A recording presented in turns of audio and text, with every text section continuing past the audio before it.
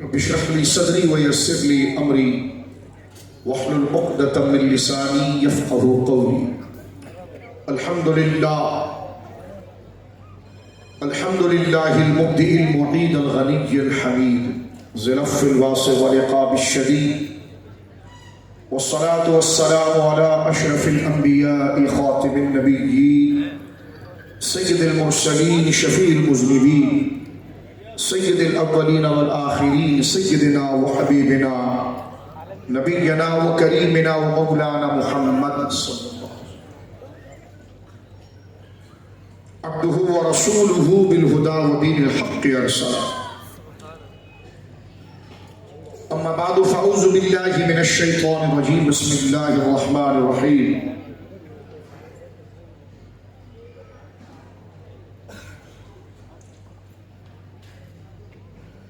الذين يؤمنون بالغيب ويقيمون الصلاة ومما رزقناهم ينفقون.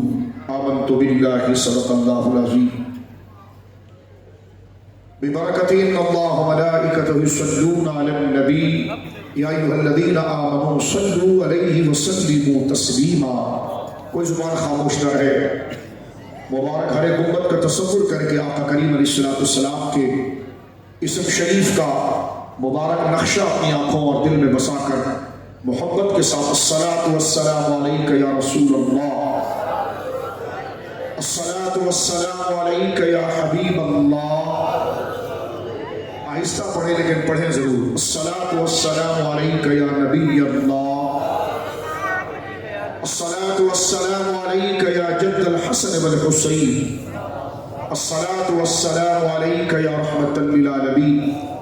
كلهم من رسول الله ملتمس غرفا من البحر اور اشفا من الديم، منزه شريك في محاسنه فجوهر الحسن فيه غير منقصد. ثم الرضا عن ابي بكر وعن عمر وعن علي وعن عثمان ذي الكرم. مولاي صل وسلم دائما سرمدا على حبيبك خير الخلق كلهم. اللہ کی حمد و ثنا نبی محترم نبی معظم باعث تخلیق ارض و سما صلی اللہ علیہ وعلی آلہ وصحبہ وبارک وسلم کی بارگاہ مقدسہ میں انتہائی محبت و عقیدت کے ساتھ درود و سلام پیش کرنے کے بعد تمام تعریف اللہ وحدہ لا شریک کے لیے ہے. آج کی بابرکت نظم اور مجلس حضرات سادات کرام نے جو یہاں پر خلق خدا کی کے لیے اور بندگان خدا کی خدمت کے لیے یہ ہاسپٹل کا جو قیام کیا ہے، میں نے موضوع تو کچھ اور بیان کرنا تھا لیکن ابھی مجھے حکم خاص موضوع کا ہوا ہے، تو پھر میں انشاءاللہ پھر کسی اور جلسے کے اندر جو میں پیغام خاص دینا چاہ رہا تھا انشاءاللہ العزیز وہ پھر ذکر کریں گے. سادات کرام کا حکم ہمارے سر آنکھوں پر ہے. اللہ رب العالمین جل وعلا ان عظیم ہستیوں کا سایہ اہل سنت پر قائم رکھے جنہیں اللہ رب العالمین نے نسب بھی عالی عطا فرمایا، عقیدے کی پختگی بھی عطا فرمائی، اور اپنے بندوں کی خدمت کے لیے مہربانی اور شفقت جو آل ہاشم اور آل فاطمہ جناب سید عالم صلی اللہ علیہ وسلم کی اولاد کی خصوصیات میں سے جہاں ان کی خصوصیت میں جرت ہے، امانت ہے، وہی بنیادی عنصر حیا ہے اور بندگان خدا پر شفقت اور مہربانی ہے. اللہ رب العالمین جل وعلا نے بنو ہاشم اور جناب سید عالم صلی اللہ علیہ وسلم کے خاندان مبارکہ کو جو مقام عطا فرمایا ہے وہ حلم و بردباری کا عطا فرمایا ہے.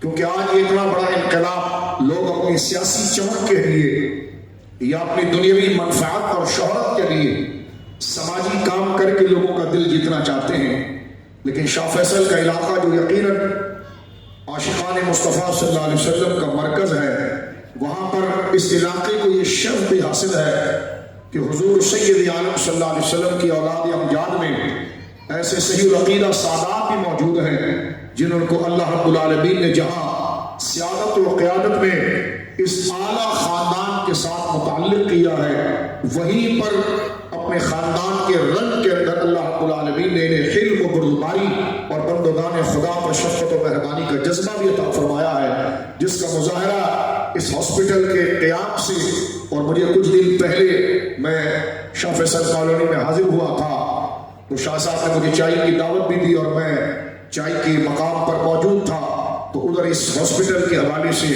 مجھے بنیادی چیزیں بھی آپ نے ذکر فرمائی۔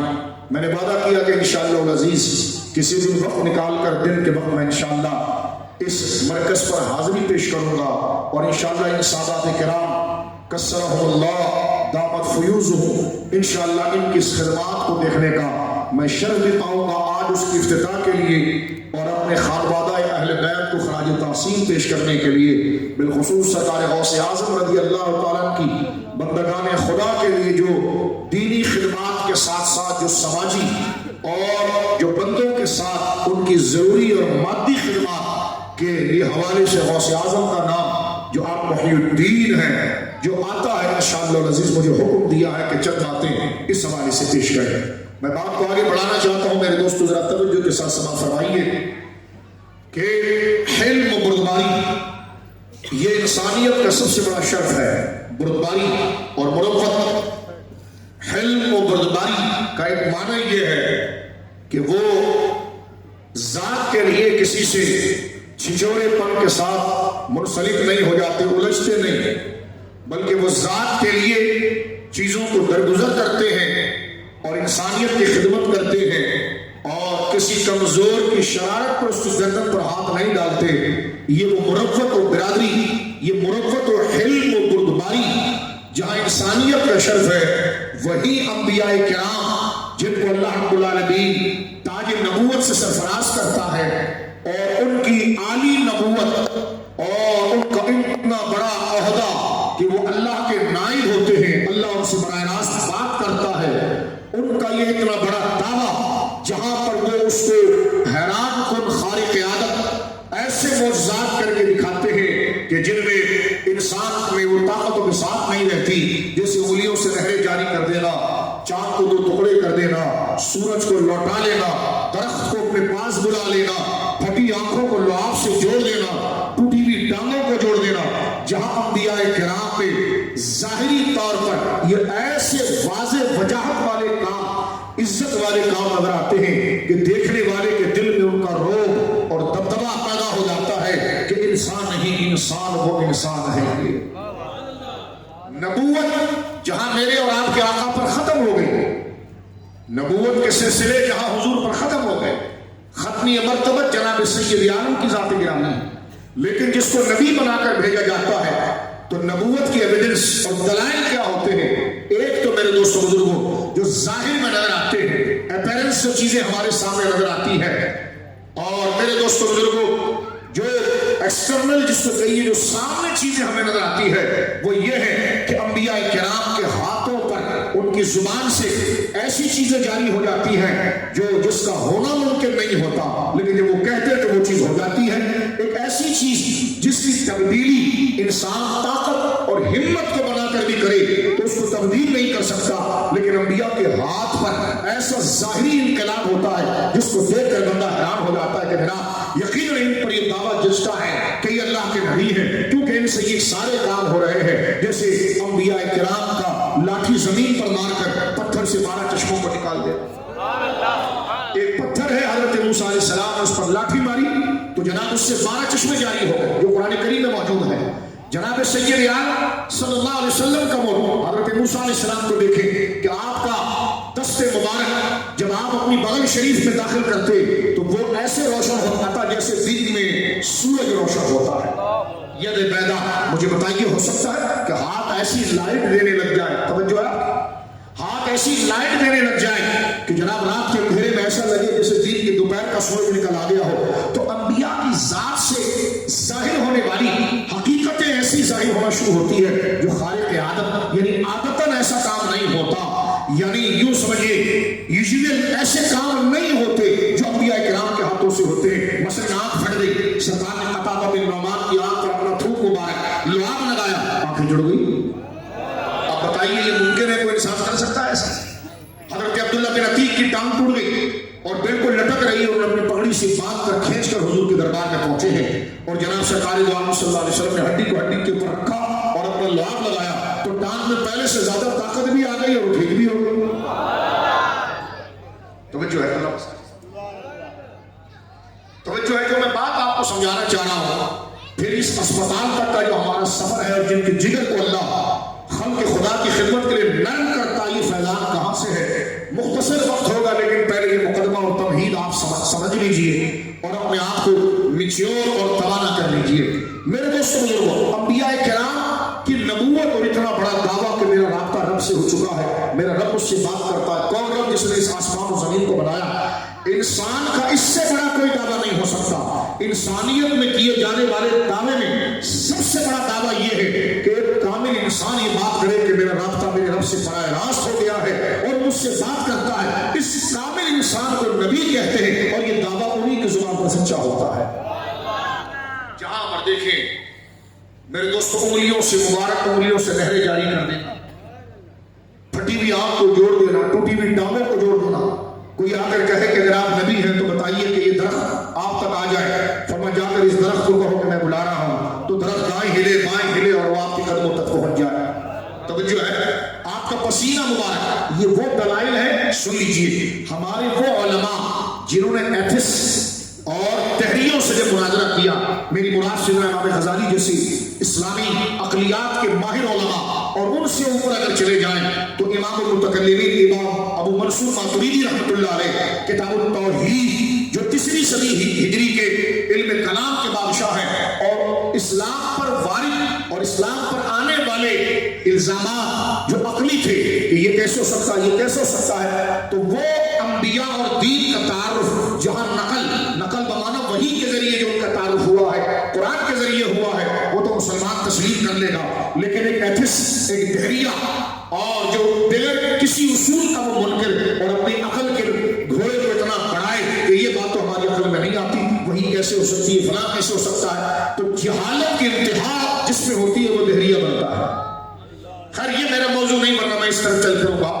میں صرف آپ کو لے کر اس طرف لانا ہوں کہ نبی ہیں، باوجود انسان ہونے کے وہ ممتاز کیوں ہے، باوجود انسان ہونے کے اس پر وحی کیوں آ رہی، ہم پر کیوں نہیں آ رہی، باوجود انسان ہونے کے اس کا رابطہ رب سے کیوں ہوا. یہ لاجیکل وہ سوالات کو جن علماء نے حل کیا، اس میں جہاں ایک نام امام ابو منصور ماتریدی کا ہے رحمہ اللہ تعالی، جہاں میر شریف الدین جرجانی کا ہے رحمہ اللہ تعالی، جہاں پر علامہ سعد الدین تفتزانی کا ہے رحمہ اللہ تعالی، وہاں پر یہ نام امام المفسرین حضرت فخر رازی کا ہے اور وہاں پر یہ نام امام غزالی کا ہے، اور وہاں یہ کام جس نے اپنے مقام کو اونچے درجے پر پیش کیا وہ حضرت شیخ عبد القادر جیلانی سے میرا غوث اعظم ہے. آپ سمجھ رہے ہیں؟ میں نے ابھی آپ کو بتا دیا کہ میں کیا کہنا چاہتا ہوں اور آپ اپنی توجہ کو مشتعل رکھیے، اسی طرف نہیں رہ سکتا کیونکہ بات کو آگے بڑھانا ہے.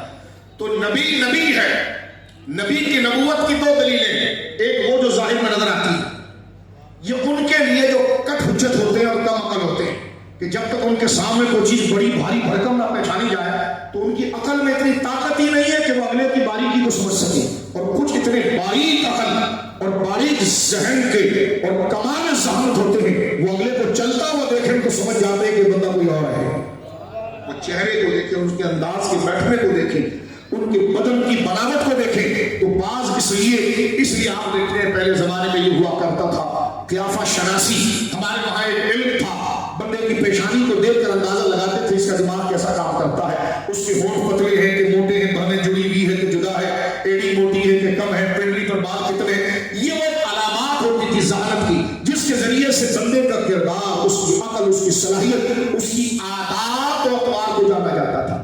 توجہ ہے؟ تو انسان 2 قسم کے ہوتے ہیں. ایک وہ اتنی موٹی عقل کا جب تک اس کے سامنے کوئی بھاری بھرکم کام نہ کرے تو اس کو کوئی بات سمجھنا ہے، اور ایک اتنے باریک اور فہیم المزاج ہوتے ہیں کہ وہ اگلے کو دیکھ لیتے ہیں تو مزید تحقیق نہیں کرتے، وہ دیکھ انداز دیکھ کر سمجھ جاتے ہیں کہ یہ بندہ کتنا سچا ہے اور کتنا سچا نہیں ہے. اب میں عرض کرنا چاہتا ہوں اسی طرح نبی کو منوانے کے لیے اللہ نے 2 معجزے دیے. ایک تو وہ معجزہ جو بھاری بھرکم نظر آئے کہ چاند، اب مجھے بتاؤ موٹی سی موٹی عقل والا بھی دیکھ رہا ہے لیکن اب چاند 2 ٹکڑے ہو گیا، اور وہ نبی کے مقام کی ہیبت سے کیسے نہیں گھبرائے گا اور آپ کی طاقت و وجاہت کو کیسے نہیں قبول کرے گا. اب آپ دیکھیے کہ آنکھیں پھٹ گئی، لعاب ڈالا، آنکھیں سیدھی ہو گئی، کٹی ہوئی ٹانگ جڑ گئی، درختوں کو اپنے پاس بلا لیا، کھجور کا خوشہ اشارہ فرمایا، خوشہ کھجور کا وہ ٹوٹ کے زمین پر گرا، حضور کی خدمت میں آیا، درود پڑھا انسانوں کی آواز میں، دوبارہ لوٹ کر گیا اور ادھر ٹنگ گیا۔ یہ متواتر معجزات ہے۔ جناب سید عالم جو مدینہ منورہ آئے سے بخاری میں موجود ہے، امام دارمی جو امام مسلم سے بڑے محدث ہیں، انہوں نے اس موضوع کی ساری حدیثیں سنن دارمی کے اندر جمع کی ہے۔ سرکار جب تشریف لائے نا مدینہ منورہ، اس وقت حضور کی عمر 53 سال تھی۔ کثرت مشاغل کی وجہ سے بدن مبارکہ پر تقاضۂ بشری سے کچھ بوجھ بھی ظاہر ہوتا تھا، تو ایک خاتون نے غالباً دیکھا کہ جس کا بچہ کارپینٹر تھا، اس نے دیکھا کہ جناب سید عالم کو کھڑے ہو کر درس دینے میں بظاہر گویا کہ تھوڑی مشقت ہوتی ہے، تو ایک صحابی نے کیا کیا، اس دور میں تو کھجوروں کے درخت ہی تھے، تو ایک کھجور جس کو عربی میں درخت کا کٹا ہوا درخت جس کو لوگ کہیں، کٹ کٹ کر اس کے پیسز بن جائے، ایک پیس یوں سمجھ لیجیے کہ 4 فٹ کا یا 4.5 فٹ کا، وہ لا کر حضور علیہ السلام کے محراب کی جگہ پر رکھ دیا، بلا تشبیہ سرکار اس پر اس طرح ہاتھ رکھ کر خطبہ دے رہے تھے تاکہ کمر مبارک پر اور کاندھوں پر بوجھ نہ آئے۔ لمبے خطبے حضور کے ہوا کرتے تھے۔ یہ ایک الگ تقریر ہے۔ حضور کے کچھ خطبے ایسے ہیں جو فجر سے شروع ہوئے تو مغرب میں ختم ہوئے، توجہ ہے، نمازوں کا سن وقفہ ہوا اس میں، اور ایک ایک دن کے اندر حضور نے کھربوں سال کی باتیں بتائی ہیں، اور حضرت عمر کہتے بس حافظ ذالک من حافظ، جس نے یاد رکھنا تھا اس نے یاد رکھا، نسیہ من نسیہ، جس نے بھلانا تھا تو بھلا دیا۔ ایک دن میں حضور بدأ الخلق حتی دخل اہل الجنت منازلہم واہل النار منازلہم، فاروق اعظم کہتے فجر کے بعد حضور نے درس دینا شروع کیا، اتنی باتیں بتائی، فرمایا جب سے دنیا بنی تھی وہاں سے لے کر جو آخر میں جنت میں جائے گا اس کا بھی نام بتا دیا، اس کے بھی اخبار بتا دی، جو آخر میں جہنم میں جائے گا اس کا بھی، اور درمیان میں جتنا تھا سب بتا دیا۔ اللہ معینی کہتے یہ ایسا نہیں تھا کہ تھوڑی بات یہاں کی تھوڑی بات وہاں کی، فرمایا تفصیل سے بتایا ہے، فرمایا ایک دن میں کھربوں سالوں کی بات تفصیل سے کیسے بتائی جا سکتی ہے، فرمایا یہی تو معجزات مصطفیٰ ہے جو رب نے دین کو لمبا کر دیا۔ میں صرف آپ کو یہ بتا، جناب رسول کریم صلی اللہ علیہ وسلم میرے بزرگوں دوستوں اس کھجور کے تنے کے اوپر ہاتھ رکھ کر خطبہ دیتے، لیکن کسی نے دیکھا کہ حضور یہاں پر ایسے کمفرٹ نہیں جیسا حضور کو ہم آرام دینا چاہتے ہیں۔ ایک خاتون تھی، ان کا بچہ کارپینٹر تھا، ان کو کہا گیا کہ جناب ایسا چھوڑو، اپنے بچے کو فوراً کہا کہ جلدی جاؤ اور حضور کے ایک لکڑی کا ممبر بناؤ۔ لکڑی کا ممبر بنا کر حضور کی خدمت میں پیش کیا گیا۔ سرکار کسی کا تحفہ نہیں ڈالتے تھے، جب بن گیا تو حضور کرسی نما ممبر کے اوپر بیٹھنا شروع ہوئے، جس میں سرکار کے پاؤں مبارک پر بھی آرام، کمر مبارک پر بھی آرام اور بدن مبارک پر بھی آرام۔ لیکن یہ تو ہو گیا، اب جس خوش تنے سے حضور جدا ہو گئے تو صحابہ کرام کہتے ہیں کہ ہم نے دیکھا کہ اس سے رونے کی آواز آتا تھا، وہ رو رہا تھا، پہلے آہستہ آہستہ آہستہ آہستہ آواز آنے لگی، اور آواز درخت کیسے ہوگا، فرمایا جیسے اونٹنی کا بچہ روتا ہے، مثال دیتے ہیں، یعنی انتہائی درد میں وہ گڑگڑا رہا ہے۔ صحابہ کہتے ہیں آہستہ آہستہ اس تنے کی آواز اتنی بڑھ گئی، بخاری دیکھیے آپ اور سنن دارمی دیکھیے، اتنی بڑھ گئی کہ صحابہ کہتے ہیں کہ مسجد میں شور ہو گیا، اور وہ درخت رو رہا ہے باقاعدہ لٹرلی، اور ایسے رو رہا ہے کہتے ہیں کہ جس اونٹنی کا بچہ کھو جائے تو اونٹنی روتی ہے۔ آپ کہیں گے شاہ صاحب اونٹنی کیسے روتی ہے؟ تو میں قریب لا کر ایگزامپل دیتا ہوں۔ قربانی کے دنوں میں آپ نے کبھی اونٹ کو ذبح ہوتے ہوئے دیکھا ہوگا، اس وقت جب وہ منہ سے آواز نکالتا ہے تو کمزور آدمی بھی کانپ کر رہ جائے، اتنی بڑی آواز سے وہ تنا رو رہا تھا، جس پر حضور نے ہاتھ رکھا، سرکار ممبر سے اتر کر گئے اور اسے سینے سے لگا دیا۔ یہ احادیث کے ان یقینی ذرائع اور سورس سے یہ بات آئی ہے کہ اس کا انکار کرنا شدید گمراہی ہے۔ سرکار نے سینے سے لگایا اور اس تنے سے حضور نے بات کی، روتا کیوں ہے؟ میں تجھ سے جدا ہو گیا تو کیا ہو گیا؟ اب میں بیٹھتا ہوں نا یہاں پر جیسے انسان سے بات کی جاتی ہے، میں بیٹھتا ہوں، اب ایسا کر، اچھا تو اگر یہ چاہتا ہے تو میں تجھے جنت میں لگواؤں کہ تیرے درخت تو تیرے پر پھل بھی بہت آ جائے، تو جنت میں ہو، شہید اور انبیاء تجھ سے گویا کہ تیرے پھل کو کھائیں، اسے حامی بھری۔ یہ نہیں کہا حضور نے کہ اس کو مسجد کے اسٹور روم میں رکھ دو، کیونکہ جنت میں لگوانا ہے نا تو جبریل آئیں گے تو جبریل پروں میں اٹھا کر اس کو جنت میں لے جائیں گے۔ ابھی تھوڑی دیر کے لیے میرے صحابہ اس کو آپ جو ہے وہ مسجد کے اسٹور روم میں رکھ دو، پتہ نہیں جبریل کب آئے گا۔ نہیں، حضور نے فرمایا جہاں میرے قدم لگتے ہیں نا ممبر پر وہیں پر اس کو دفن کر دو۔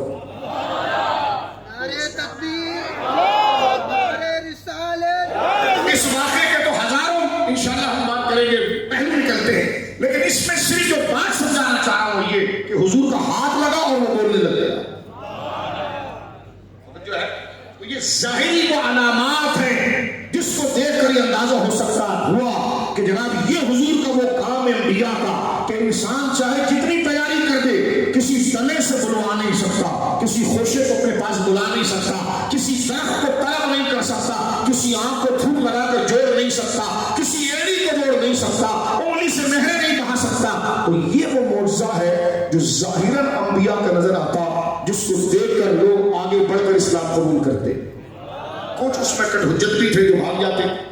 یہ تو معجزے کی وہ قسم ہے جو ان لوگوں کے لیے جس کو کہیں گے معجزہ حسی، جو باقاعدہ محسوس طور پر ہمیں نظر آتا ہے، لیکن ایک ہے معجزہ عقلی جو سامنے نظر نہیں آتا، لیکن حضور کے رکھ رکھاؤ سے، حضور کے لوگوں سے لین دین سے، اگلا آدمی جو حضور کو سب لین دین کرتا ہوا دیکھ رہا ہے، رکھ رکھاؤ دیکھ رہا ہے، غم و خوشی میں دیکھ رہا ہے، اگلا اتنا ذہین اور فہیم المزاج ہے، وہ کہہ رہا ہے یہ اللہ کے نبی کی ایسی عادت ہو سکتی کسی عام بندے کی نہیں ہو سکتی۔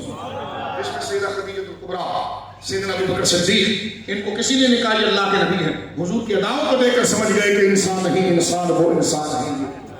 توجہ ہے، یعنی نبی کے اخلاق یہ نبی کے معجزات کا وہ حصہ ہوتا ہے جس کو عام موٹی عقل والا نہیں پا سکتا، اس کو وہ لوگ پا سکتے ہیں جو فہیم المزاج ہو، باریک بین ہو، جس طرح کہ میری ماں سیدہ خدیجہ نے شادی کے بعد 15 سال حضور کو دیکھا، اور جب پہلی وحی آئی تو حضور نے یہ نہیں کہا کر کہ میں نبی ہو گیا، بلکہ آپ نے کہا کہ آپ نبی ہیں، کیوں ہیں؟ فرمایا 15 سال میں نے آپ کو لوگوں سے معاملات کرتا ہوا دیکھا ہے، لوگوں سے ملتا ہوا دیکھا ہے، غم و خوشی میں دیکھا ہے، ایک انسان میں اخلاق کی اتنے کمال ہو، یہ ہو ہی نہیں سکتے، ایسے اخلاق اگر کسی میں ہوں گے تو اللہ کے نبی میں ہیں۔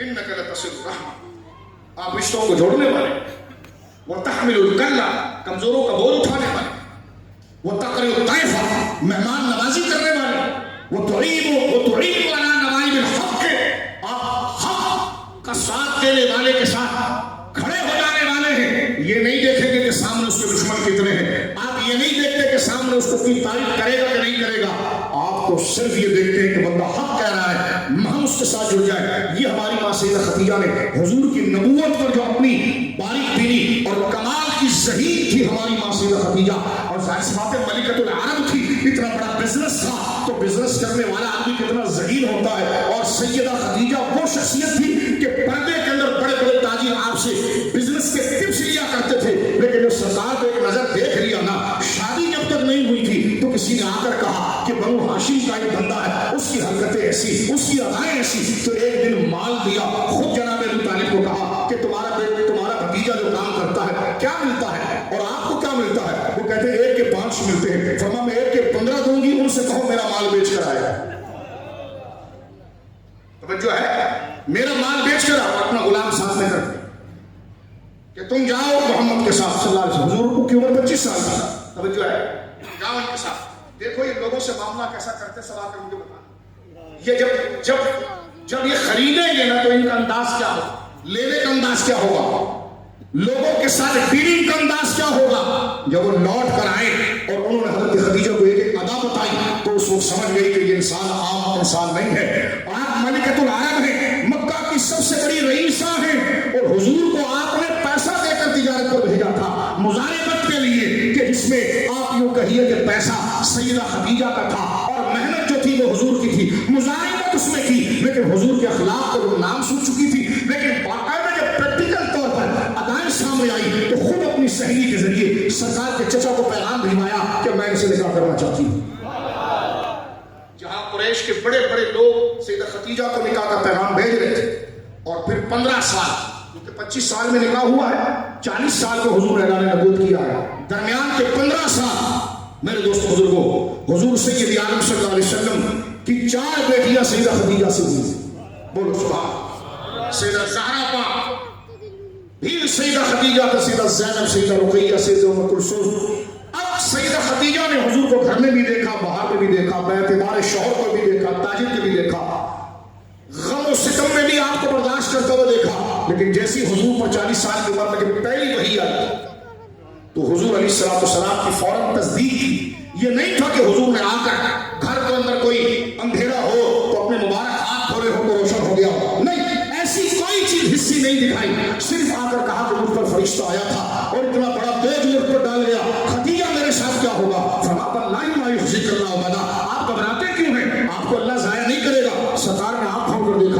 یہ کیسا اندازہ لگا رہی ہے؟ فرمایا اسے یہ ضائع نہیں کرے گا کیونکہ آپ میں یہ ادائیں، یہ عادتیں ہیں، یہ عادتیں ہیں، یہ عادتیں ہیں، یہ عادتیں ہیں، جس کو میں نے 15 سال دیکھا ہے۔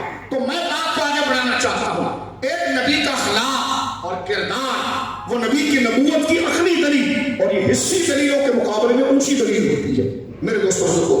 اسی طرح جو یہ سادات نے کام کیا ہے، انبیاء کے، توجہ سے سنیے گا، انبیاء کے معاملات میں جو ان کی اخلاقی دلیل ہوتی ہے ان میں پہلی چیز ہے کہ وہ حلیم ہوتے ہیں، بردبار ہوتے ہیں۔ کیا ہوتے بولیے؟ بردبار ہوتے ہیں، خلق خدا پر بہت نرم دل ہوتے ہیں، اور حالات جیسے بھی ہو جائیں وہ امید کسی سے نہیں لگاتے، صرف اللہ سے لگاتے ہیں۔ توجہ ہے؟ حضرت ابراہیم کی تعریف اللہ نے کیا کی ہے؟ اللہ فرماتا ہے اِنَّ ابراہیم الحلیم۔ قرآن کیا کہتا ہے حضرت ابراہیم کے تعارف میں؟ جد الانبیاء۔ حضرت ابراہیم کا نام لو تو یہودی بھی خوش ہو جاتا ہے، حضرت ابراہیم کا نام لو تو نصرانی بھی خوش ہو جاتا ہے، حضرت ابراہیم کا نام لو تو سرکار کا کلمہ پڑھنے والا بھی خوش ہو جاتا ہے، خود حضور بھی خوش ہو جاتے ہیں۔ یہ سیدوں کے دادا ہے حضرت سیدنا ابراہیم، سب کہتے ہیں حضور حضور حضور حضور، آپ کس کی طرح دکھتے ہیں؟ سرکار فرماتے میں اپنے باپ ابراہیم کی طرح دکھتا ہوں۔ حضور کی آئیڈیل شخصیت سیدنا ابراہیم ہے۔ توجہ آیا؟ سیدنا ابراہیم، آپ کے قد و قامت کو جو کتاب کے اندر لکھا گیا ہے، اللہ کی توحید کے بڑے قائم اور اتنی خدمات اللہ کے دین کے لیے پیش کی کہ آپ کو نبیوں کا دادا تھا۔ ایک تو اس وجہ سے کہ آپ کی اولاد میں اللہ نے وہ برکت رکھی، یہاں سیدنا اسماعیل تھے، یہاں سیدنا اسحاق تھے، حضرت اسحاق سے پورے بنی اسرائیل کے انبیاء آئے، اور حضرت اسماعیل سے حضور آئے، اور چاہے اسماعیلی ہو چاہے اسحاقی ہو، یہ دونوں آ کر جب جڑتے ہیں تو حضرت ابراہیم کی طرف آتے ہیں، پھر یہ سلسلہ سیدھا ڈائریکٹ حضرت نوح تک جاتا ہے اور حضرت آدم سجرہ تقسیم ہوتا ہے، یعنی جنکشن ہے سیدنا ابراہیم۔ اب آپ دیکھیے حضور سید عالم سے پہلے کون سی تعلیم عرب میں تھی؟ ابراہیم کی تعلیم، توحید، رسالت، آخرت، اور قریش کی عزت، قریش قبیلہ جو مکہ کے اندر تھا، ان کی عزت پوری دنیا میں سو کیوں تھی؟ کیونکہ یہ اولاد ابراہیمی تھے۔ سرکار کی ولادت تو ابھی بعد میں ہو رہی ہے، لیکن یہ عزتیں ان کی جو آ رہی ہے یہ سیدنا ابراہیم جو ان کی اولاد، حضرت ابراہیم کی تعریف کیا تھی؟ میں سادات کی توجہ چاہوں گا ذرا غور کرنا، یہ ان کے قریب بیٹھ کر ان کے نسب کی خوشبو پانے والی بات ہے۔ اللہ رب العالمین حضرت ابراہیم کا تعارف کرتا ہے، کیونکہ سر دس مجھے کہا گیا یہاں بیٹھنے کے ساتھ ہی کس موضوع پر بات کریں، تو جو دلائل میرے ذہن کے اندر جو میرے ایمان کو جلا دے رہے ہیں وہ میں آپ سے شیئر کرنا چاہوں گا۔ قرآن کہتا ہے اِنَّ ابراہیم لحلیم اوّاہ منیب۔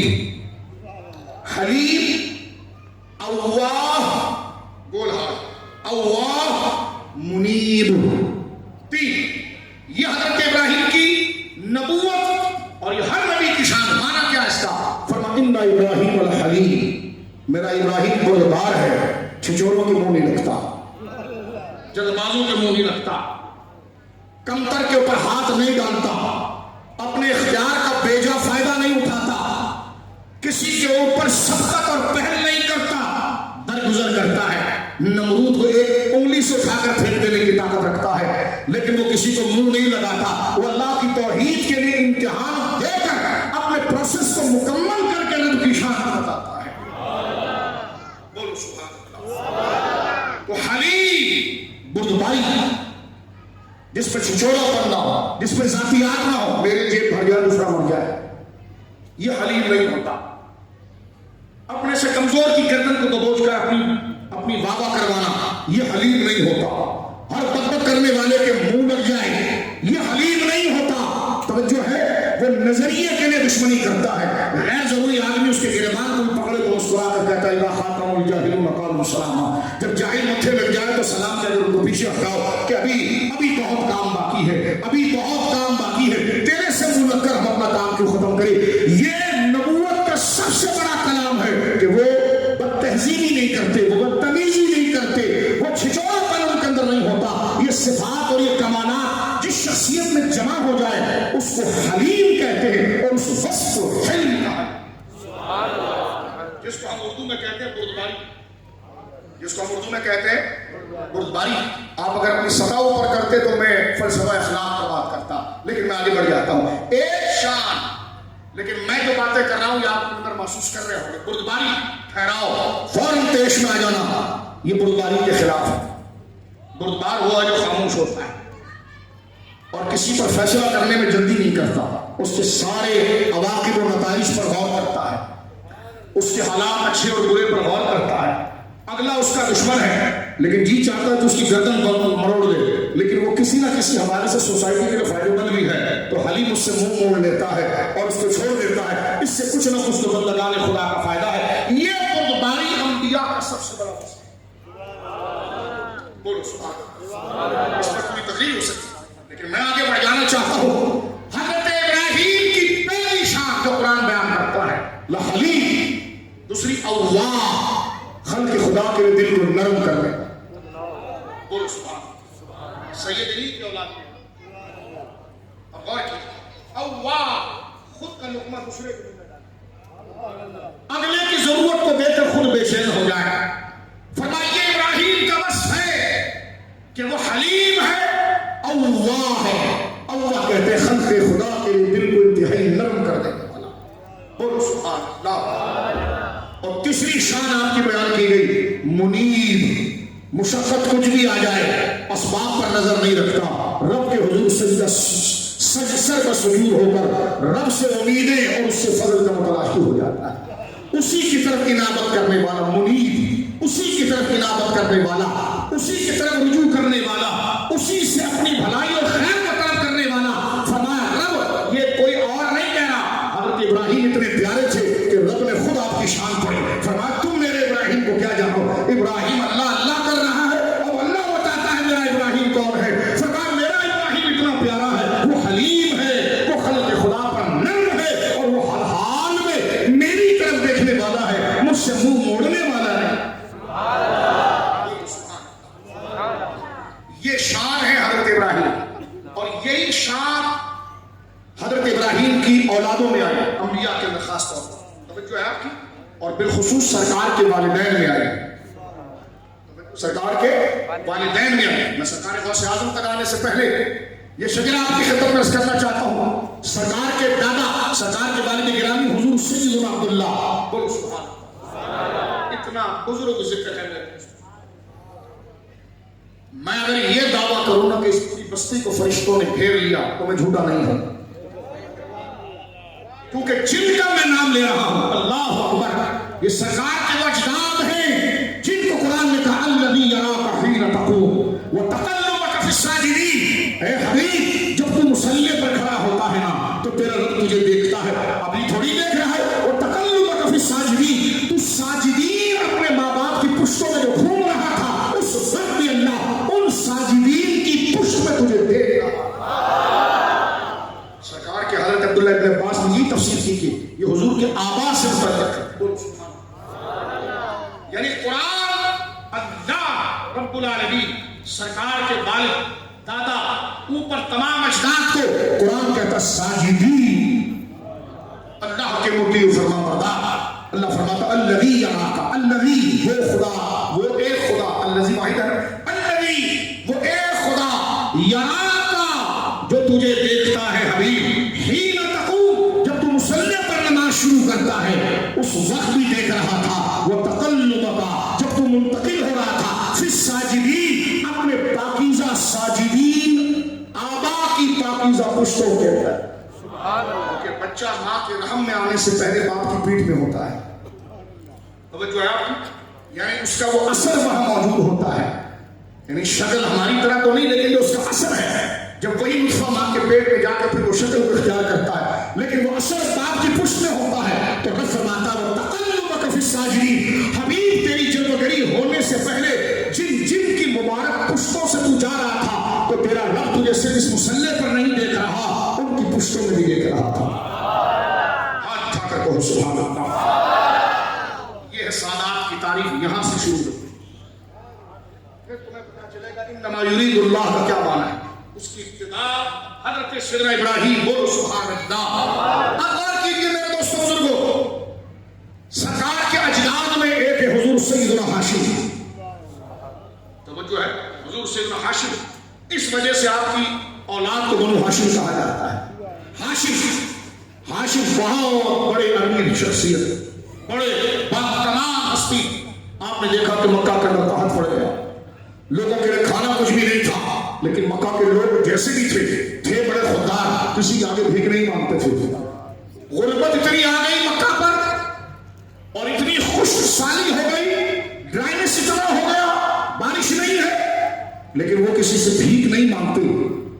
جب پتا چلا کہ ہلاکت یہاں تک پہنچ گئی کہ کچھ لوگ مکہ سے باہر جانے لگے، تو انہوں نے دور دور گھاٹیوں کے اندر انسان کے بدنوں کے ڈھانچے دیکھے کہ وہ جو کھانے کو کچھ نہیں تھا، تو انہوں نے کہا اپنے علاقے میں مجبوراً ہمیں بھیک مانگنا پڑے گا اور یہ ہمارے وقار کے خلاف ہے۔ وہ نکل گئے، وہ نکل کر دور دور پہاڑیوں جہاں تک سفر کرتے ہوئے گئے، لیکن جو جہاں مر گیا پیاس سے، کوئی بھوک سے مر گیا، ان کے ڈھانچے گویا کے پڑے ہوئے تھے۔ ایسا قحط تھا اس وقت، ہر بندہ، کیونکہ جب قحط آتا ہے، توجہ ہے، یا بحران آتا ہے، تو سب سے زیادہ لالچی لوگ اپنے دروازوں کو کھولتے ہیں، اپنے گوداموں کو بھرنا شروع کرتے ہیں۔ جیسے آپ دیکھیں کچھ سال پہلے اللہ رب العالمین اس بناوٹی وبا سے ہمیں محفوظ فرمایا جو کورونا آیا تھا۔ توجہ، ماسک جو تھے آپ کے سامنے، ماسک کو اسٹاک کرنا شروع کر دیا تھا۔ ایک ماسک کتنا مہنگا مل رہا تھا، توجہ ہے، سینیٹائزر، ایک آسان جو قریب کی مثال ہے وہ میں صرف دے رہا ہوں، دال چاول آٹے کی بات نہیں دے رہا ہوں، توجہ ہے۔ ہماری یہاں کی حکومت کیا کرتی ہے، کاغذوں میں لاکھوں گندم کی بوریاں لکھتی ہے، اور مارکیٹس کے اس گودام میں لاکھوں بوریاں ہیں، اور پیچھے سے جناب، اب میں کس کا نام ہوں، اللہ اکبر، پیچھے سے دروازہ کھول کے ساری بوریاں مارکیٹ میں بک جاتی ہیں۔ پھر جناب سمجھ جاتی ہے کہ جناب گندم کی کمی ہو گئی ہے، ابھی امپورٹ کرنا پڑے گا، ڈالر باہر جاتا ہے، اس سے بھی حصہ۔ تو یہ اس جیسے خراب خور، انسانوں کا خون چوسنے والے خبیث ترین لوگ، وہ قحط اور ایشو کے وقت اپنی دکانیں بھرنا شروع کر دیتے ہیں۔ یہ ان کے غلیظ ہونے کی ہنسنا تو کہیں اور بات ہے،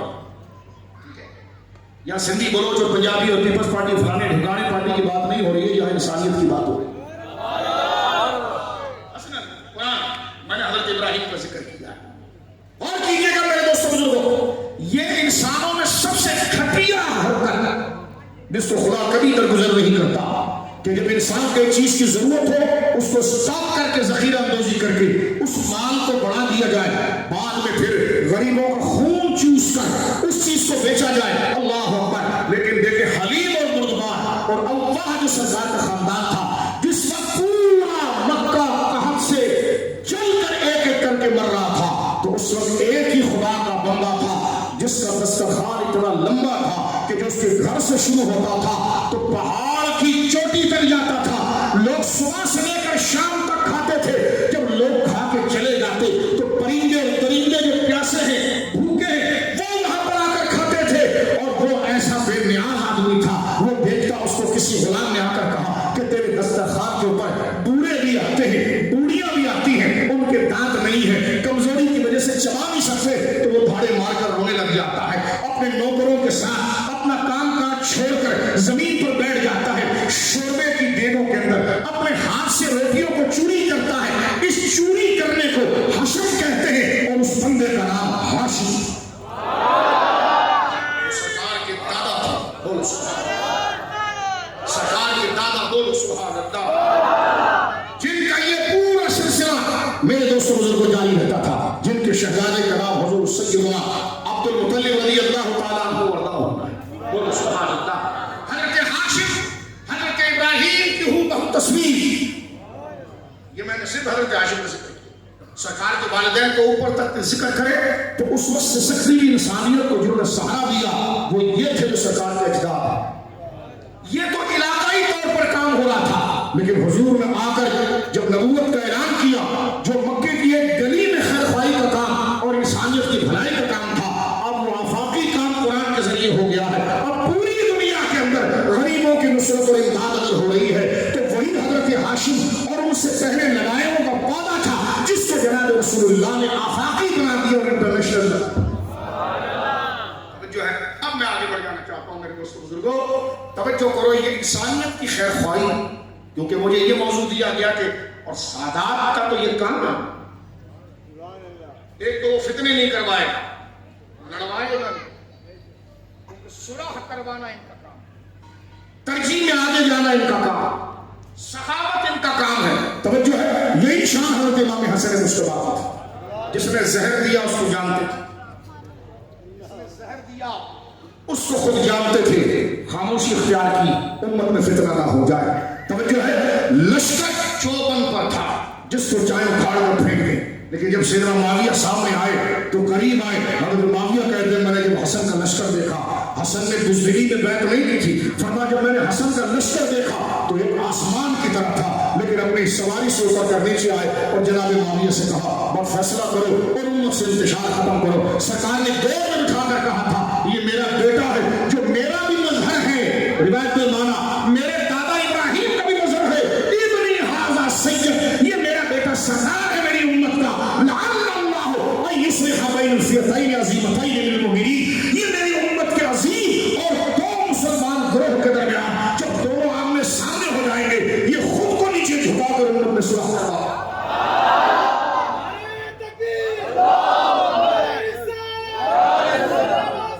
یعنی انسانیت کی خیر خواہی یہ سادات کی گھٹی ہے،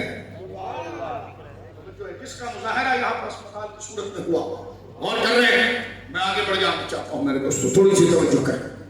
سرکار دو عالم صلی اللہ علیہ وسلم جب مدینہ منورہ آئے، سرکار کی صلاۃ والسلام جب مدینہ منورہ حضور تشریف لائے ہیں سرکار مدینے، اللہ اکبر، تو حال کیا ہوا ہے؟ حضرت عبداللہ بن سلام جو یہودیوں کے کٹر عالم اور حضرت یوسف علیہ السلام کی اولاد میں سے ہونے کے حیثیت سے ان کے سادات علماء میں ان کا شمار ہو۔ یہودیوں کی جرت نہیں ہوتی تھی کہ پلکیں اٹھا کر ان کے چہرے کو دیکھیں، اتنا ادب یہودی کرتے کیونکہ وہ حضرت یوسف کی اولاد میں سے، حضرت یوسف حضرت یعقوب کے بیٹے، حضرت یعقوب حضرت اسحاق کے بیٹے اور حضرت اسحاق حضرت ابراہیم کے بیٹے، یعنی سادات ایک تو علماء میں سے تھے یہود کے، جیوز کے، اور پھر حضرت یوسف کی اولاد تھے۔ جب وہ مسلمان ہوئے نا تو فاروق اعظم نے ان سے پوچھا کہ تم تو یہودی بڑے متاثر ہو، حضور کی شان کتابوں میں لکھی تو انکار کر جاتے ہو، تو نے حضور کا کلمہ کیسے پڑھ لیا؟ توجہ ہے، انہوں نے کہا عمر بات دراصل یہ ہے کہ جب مجھے خبر پہنچی نا کہ کلثوم بن ہدم جو صحابی رسول ہے، آج بھی مسجد قباء کے پاس اس روڈ کا نام ہے شارع کلثوم بن ہدم، یہ وہ جلو قدر صحابی ہے جن کے جب سرکار مدینہ منورہ ہجرت کرے اس وقت مدینہ قباء نہیں تھا، قباء سے دور تھا، جہاں حضور پہلے آئے اس بستی کو قباء کہتے تھے، مدینہ نہیں، یعنی یثرب نہیں کہتے تھے۔ یثرب کہنا تو جائز نہیں، بعض جاہل پڑھتے یثرب کی معنی یہ حرام ہے۔ سرکار نے جب قدم رکھ دیا تو یثرب کہتے ہیں بیماری کی جگہ کو، منحوس جگہ کو، لیکن جب سرکار نے قدم رکھ دیا اب اسے یثرب نہیں کہا جائے گا، طابہ کہا جائے گا، طیبہ کہا جائے گا، مدینہ کہا جائے گا، منورہ کہا جائے گا۔ لیکن اس تاریخ کے حوالے سے جب تک حضور نے قدم نہیں رکھا تھا تو یہ مدینے کا خطہ، یہ تو دیکھیے آج بھی آپ مسجد قباء سے مسجد نبوی جاتے ہیں تو پہلے مسجد قباء سے آپ نکلتے تو مسجد جمعہ آ جاتی ہے، جہاں سرکار نے قباء میں چند دن گزارنے کے بعد آپ مدینے کی طرف گئے تو جمعے کی نماز جہاں حضور نے پڑھائی، آج بھی مبارک مسجد جو عمرہ اور حج کو جاتے ہیں اس مبارک وادی کو دیکھتے ہیں جہاں سرکار نے قباء کے اندر چند دن قیام کیا، اس کے بعد سرکار تشریف لائے، راستے میں جمعے کا وقت ہو گیا تو سرکار نے جمعے کی نماز پڑھائی، آج وہ مبارک مسجد جمعہ مدینہ منورہ زادہ اللہ شرفہا میں موجود ہے۔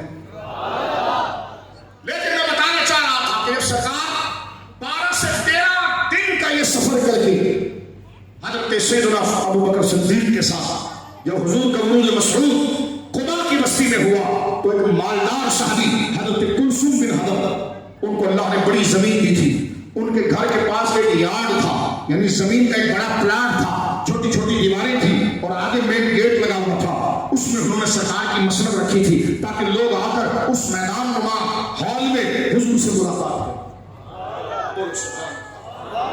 یہ حضرت کلثوم بن ہدم کا یارڈ۔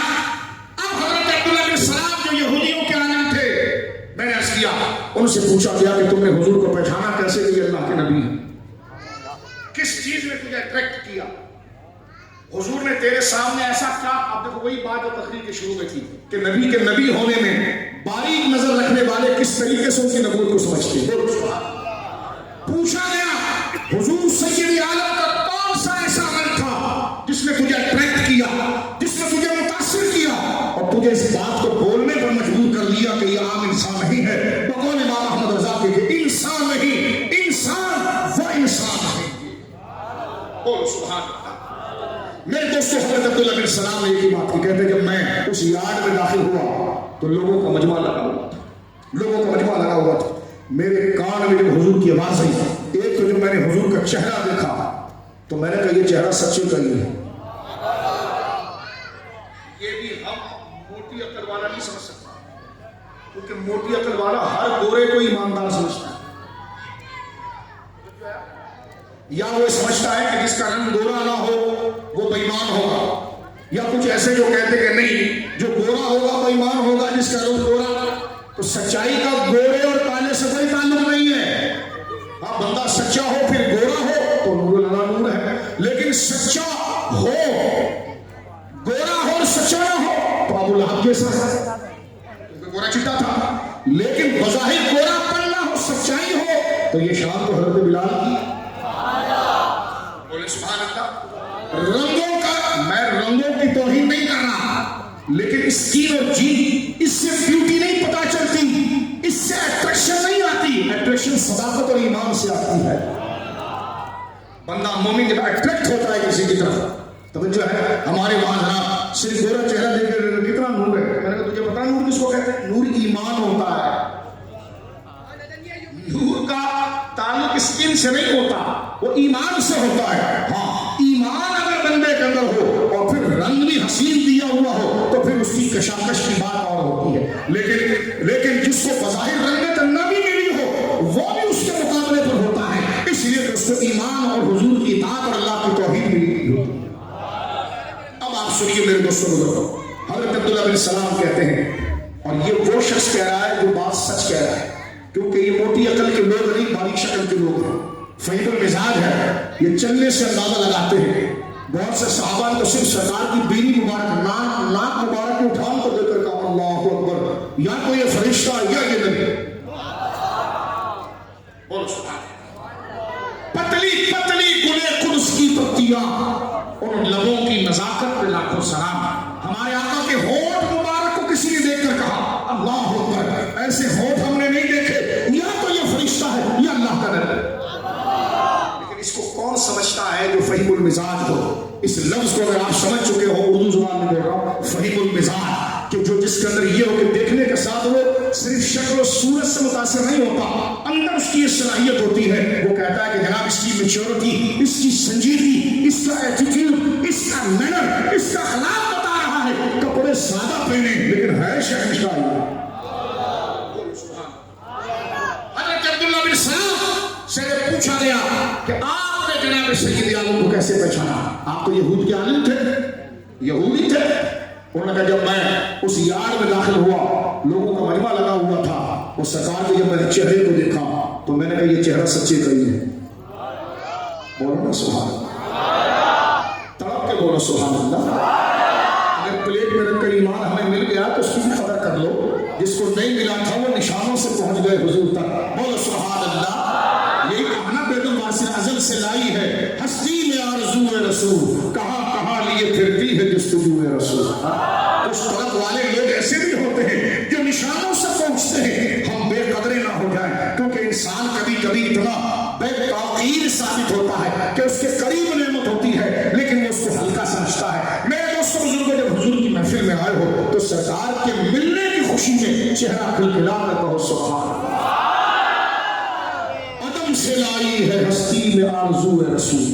حضرت عبداللہ بن سلام جیسے لوگوں کی، ہم جیسے کوڑے کرنے کی کیا حیثیت ہے کہ جن کے دل میں تڑپ تڑپ حضور کی تھی، کہ ڈھونڈ ڈھونڈ کے حضور تک پہنچ گئے. آج ہمارے گھر میں نام لکھا ہوا ہے، آج ہم کلمہ پڑھیں تو کچھ اعتبار اور احساس نہیں ہے.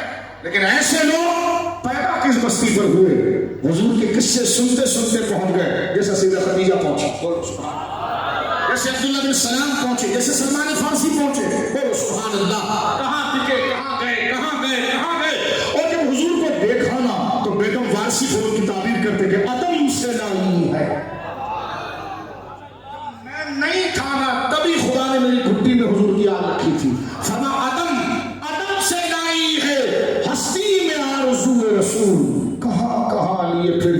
جستجو رسول، کہاں کہاں لیے پھرتی ہے جستجو رسول۔ حضرت عبداللہ بن سلام کہتے بالکل میں یہود کا عالم تھا اور میں ان کے درمیان سید السادات تھا۔ میں جب اس یارڈ میں آیا، حضور جب لگ رہے سرکار کے چہرے کو جب میں نے دیکھا تو کہتے میرے دل نے کہا یہ چہرہ سچے کا ہے۔ جب میں قریب ہوا تو حضور کا خطبہ چل رہا تھا، میرے کان میں جو سب سے پہلی آیت حضور کے لیے آئی، کیونکہ بے نظیر لوگ تھے، بے مثال لوگ تھے، کا پہلا سوال، پہلی بات جو میرے کان میں آئی، جو میرے دل تک اتر گئی، اور اس بات کے لیے میں نے سب کچھ قربان کر دیا، اپنی برادری چھوڑ دی، اپنا رشتہ چھوڑ دیا، یہودیت کو چھوڑ دیا، یہ بھی نہیں دیکھا کہ ان کے قدموں کا اسیر ہونے کے بعد مجھ پر کیا طوفان توڑا جائے گا، کیا طوفان اور مصیبت اور مشکلات کو میرے اوپر میرا جائے گا۔ فرما سب بھول گیا، میں ان کی ایک بات پر فدا ہو گیا، اور وہ بات کیا تھی؟ قیمتی لوگ قیمت کو جانتے ہیں میرے دوستوں بزرگوں، آنا لوگ آنا بات کو جانتے ہیں۔ حضرت عبداللہ بن سلام کہتے ہیں میں نے کچھ اور تو نہیں سنا، یہ سنا کہ وہ اپنی مبارک زبان سے کہہ رہے تھے افشوا السلام، کہہ رہے تھے افشوا السلام وإطعام الطعام، وہ کہہ رہے تھے سلام کو عام کرو، سلامتی کو عام کرو، اور بھوکوں کو کھانا کھلاؤ، بھوکوں کو کھانا کھلاؤ۔ عبداللہ بن سلام کہتے ہیں میرے بدن میں تھرتھراہٹ آ گئی کہ اس جلتے ہوئے ہوس، لالچ، بے مروت اور کمینگی کے ماحول میں اللہ کی انسانیت سے اتنا پیار کرنے والا یہ نبی ہی ہو سکتا ہے، دوسرا کوئی نہیں۔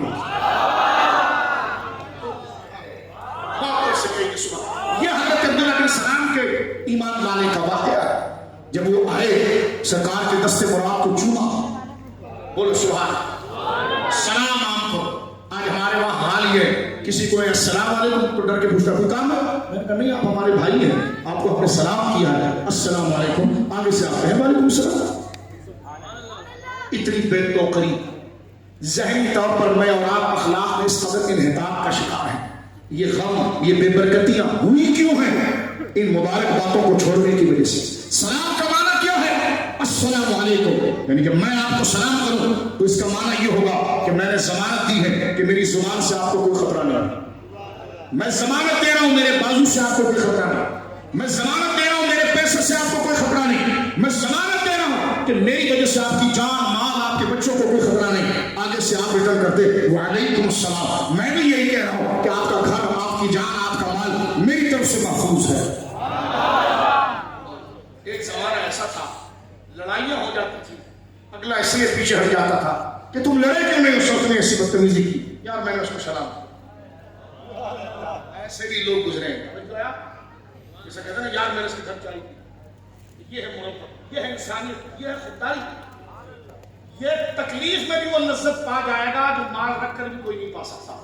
یہ ہے انسانیت، توجہ ہے آپ کی، غور کیجئے میرے دوستوں۔ کہا تم نے اس سے جھگڑے کیوں نہیں ہونے، ایسا کرنے دیا؟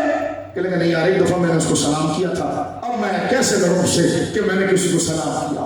یہ ہے وفاداری۔ یار میں نے اس کے گھر میں قدم رکھا تھا، یار میں نے اس کے گھر میں کبھی کھانا کھایا تھا، یار میں نے اس کے گھر میں کبھی چائے پیا تھا، میں نقصان کیسے پہنچاؤں؟ اور درندگی کا عالم یہ ہے کہ اگلے کی گردن کو کاٹنے میں آسرا نہیں، بھائی بھائی کی گردن کاٹنے میں آسرا نہیں، لیکن پھر بھی مرتا ہے تو خودکشی کر کے یا تو نشہ کر کے، سمجھتا ہے کہ میرا سکون نشے میں ہے۔ نہیں پگلے، تو نے جو اخلاق چھوڑا ہے وہ تیرا سکون لے گیا، تیرا سکون اسی میں تھا جو اخلاق مصطفیٰ عطا کیے گئے۔ دل کا سکون ان کاغذ کے ٹکڑوں میں نہیں ہے، دل کا سکون اور دماغ کا سکون ان محلوں پر نہیں ہے۔ آئے دن آپ فیس بک پر دیکھتے ہیں کہ کچھ لوگوں نے جناب اللہ نہ کرے خودکشی کر لی، جذبات میں آگے بلڈنگ سے چھلانگ مار دی، تو خودکشی تو سب سے قیمتی چیز تو بندے کی جان ہوتی ہے، یہ بھی بندہ چھوڑنے کے لیے تیار ہو جائے تو وہ پریشان کتنا ہوگا۔ اس لیے کہ وہ پریشانی اور باطنی انٹرنل پریشانی کا علاج وہ کبھی دوستوں میں ڈھونڈ رہا تھا، کبھی وہ نشے میں ڈھونڈ رہا تھا، کبھی وہ فلمیں ڈراموں میں ڈھونڈ رہا تھا۔ رب کی قدرت نے مسکرا کر کہا پگلے تجھے بنایا ہم نے، تیرے سسٹم کو ہم جانتے ہیں، تیری انٹرنل پریشانی صرف ہماری یاد سے سکون میں آ سکتی ہے، باقاعدہ کسی اور چیز سے نہیں آ سکتی۔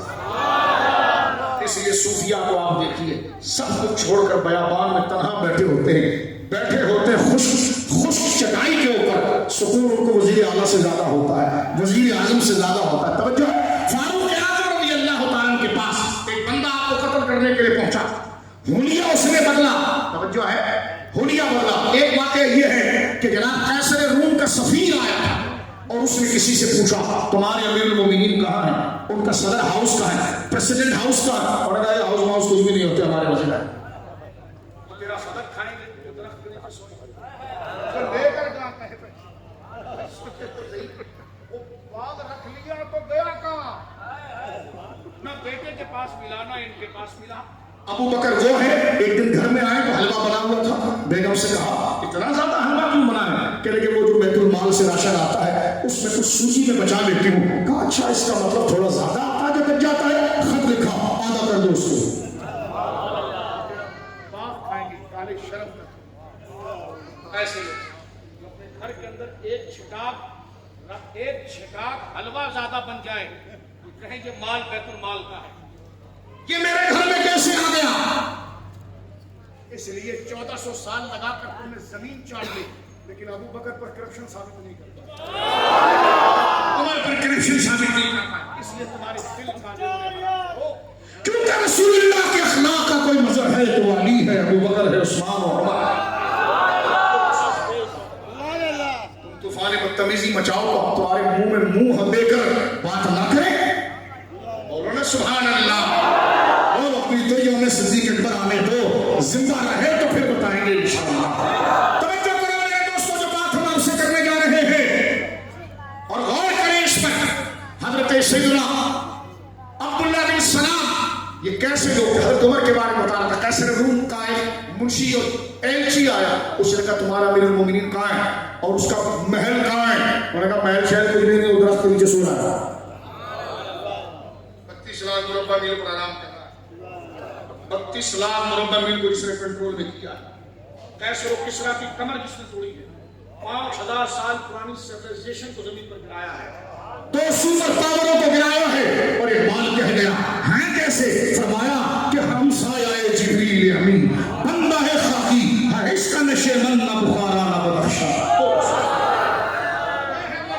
پرواز اتنی کہ جبریل کے ہم نشیں ہو جائیں. پرواز اتنی لیکن دنیا کی کوئی پرواہ نہیں. پرواز اور رفتار فلائنگ اتنی ہے کہ ہم سایہ جبریل امین بندہ خاکی ہے اس کا نشے من نہ بخارا نہ بدخشا.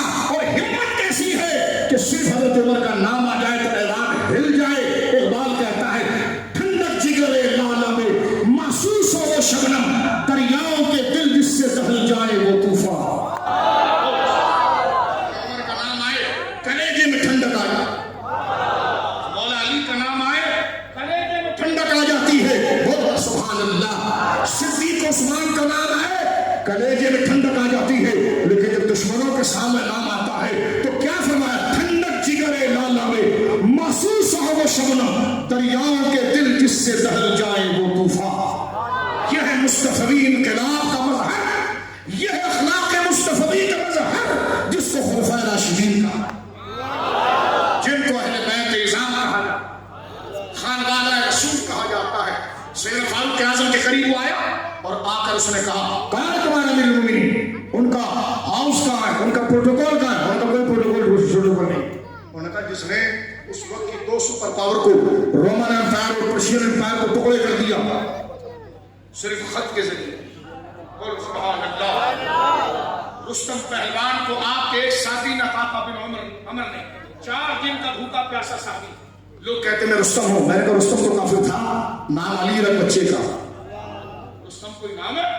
رستم کو بھگوڑا تھا جس کو ایک کمزور صحابی قعقاع بن عامر نے دریا دجلہ سے جب کھینچا, وہ ایرانی گھوڑے پر بیٹھ کر بھاگنے لگا. آپ نے گھوڑے کی دم کو پکڑ کر گھوڑے کو روکا ہے. وہ ڈر کر زمین پر آیا, تلوار مار کر اس کو وسیلے جہنم کیا. رستم رسول اللہ کے ایک غلام قعقاع بن عامر کی ایک ضرب سے مارا گیا. بچوں کو بہادر بنانا ہے تو نام علی رکھ, نام عمر رکھ, نام خالد رکھ, نام عبیدہ رکھ. رستم کیا ہے؟ تاریخ پڑھو جنگ قادسیہ کی. رستم کو دوڑا کے مارا ہے مسلمانوں, اس کے سفید ہاتھیوں سمیت مارا. مسلمانوں نے, عرب والوں نے ہاتھیوں کو دیکھا بھی نہیں تھا, نہ کبھی سامنے تھے. جنگ قادسیہ میں جب ہاتھی سامنے آئے, سفید ہاتھی بڑے بڑے دانت والے, اور مارنے کے لیے حضرت ساتھ وقاص پہ کوئی نشان نظر تھا. قعقاع بن عامر نے کہا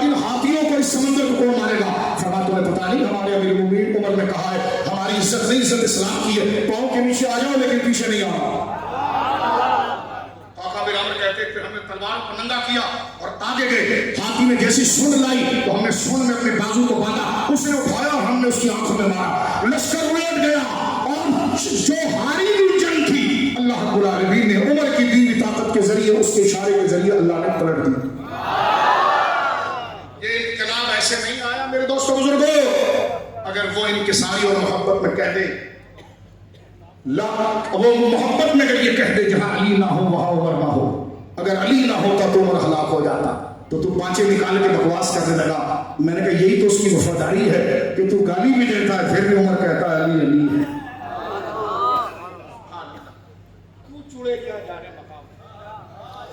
جس طرح یہاں عمر کہتا ہے نا علی ہے, تو کبھی علی سے پوچھنا عمر کیسا. سبحان اللہ, ہم وہ بد اخلاقی والی زبان کھینچ رہے ہیں جو صحابہ کے خلاف چلے, جو حضرات اہل بیت کے خلاف چلے. اور یہ جذبات نہیں, یہی اصل میں مروت ہے. حلم کا معاملہ یہ ہے جو دشمنی کے لائق ہو اس سے دشمنی کرو, اور جو درگزر کرنے کے لائق ہو اس سے درگزر کرو. حضور نے تلوار ان کے آگے اٹھائی جن کے آگے اٹھانا تھا, اور معاف ان کو کیا جن کے آگے نہیں اٹھانا. توجہ ہے آپ کی. فاروق اعظم کو اس درخت کے نیچے سویا ہوا دیکھا تو اس نے کہا واقعی میں یہ بندہ بغیر پروٹوکول کی, بغیر گن مین کی, بغیر تلوار والوں کی تنہا ایک درخت کے نیچے سو رہا ہے. اس کا مطلب اس کا اطمینان بتاتا ہے اس نے ظلم کبھی کسی پر نہیں. جب میں اور آپ ظلم کسی پر کریں, کسی کی ناانصافی کریں, تو پھر بھول جاؤ کہ دماغ میں سکون آئے گا, پھر بھول جاؤ کہ دل میں سکون آئے گا. نشہ کر کے اور برباد کرو گے, کسی اور غلط بندے کے ساتھ بیٹھ کر اور برباد کرو گے. اس وقت ہے کہ بندہ غلطی کا اعتراف کرے اور آگے بڑھ کر کہے مجھ سے خطا ہو گئی ہے. مجھے بتاؤ, غلطی کو تسلیم کرنے کے بعد بندہ بھاری نہیں ہوتا, ہواؤں کی طرح ہلکا ہو جاتا. اب میرے دوستوں بزرگوں, تو سرکار کی کس بات پر حضرت عبداللہ بن سلام ایمان لایا کہ غریبوں کی خدمت کرو. کس کی بولی ہے؟ اب میں بات کو آخری مرحلے میں لا رہا ہوں. سرکار غوث اعظم رضی اللہ تعالیٰ امام حسن کے بھی بیٹے ہیں, امام حسین کے بھی بیٹے ہیں. میں کل یا پرسوں یہاں پر آیا, میں نے آپ کی خدمت میں عرض کیا حضرت امام حسن کے بڑے بیٹے حسن مصلی, بولو رضی اللہ, یہ کربلا میں آئے. یہ امام زین العابدین سے بڑے بزرگ ہیں, لیکن میں حیران ہوں کہ سید السجاد امام زین العابدین کا نام لیا جاتا ہے, ان کا نہیں.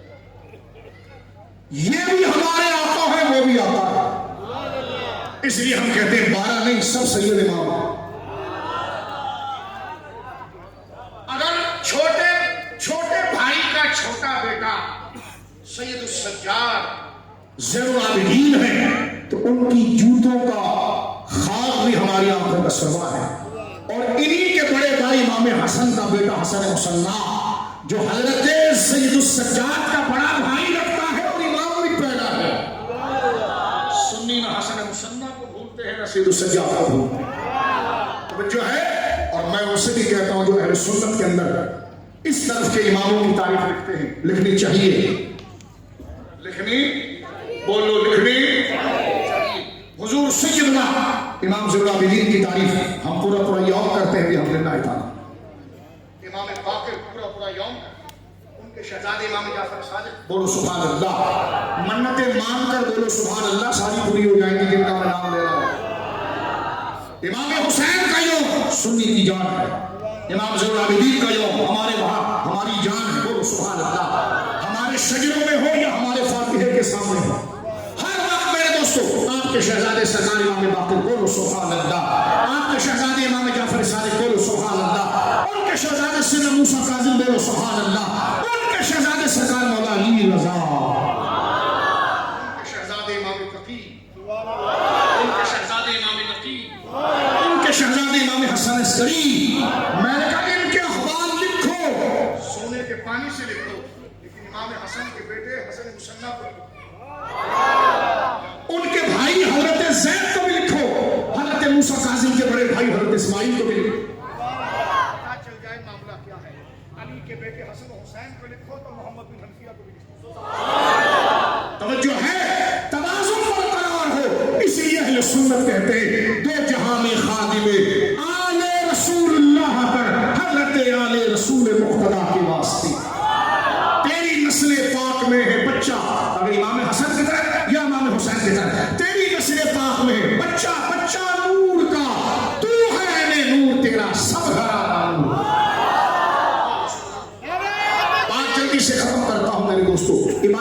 حسن کے سب سے بڑے بیٹے ہیں امام حسن مصنع. ان کو حسن مصنع اس لیے کہتے ہیں کہ باپ کے نام پر باپ نام ہے, ٹھیک ہے, والد کے نام پر نام ہے. حسن حسن مصنع فرق کرنے کے لیے. اور ایک یہ کہ ہو بہو اپنے ابا کی طرح ہے اور ابا ہو بہو حضور کی طرح ہے. سرکار مولا علی نے فرمایا تھا کہ میرا بیٹا حسن الحسن واشفا برسول اللہ, میرا بیٹا حسن شبیہ نہیں.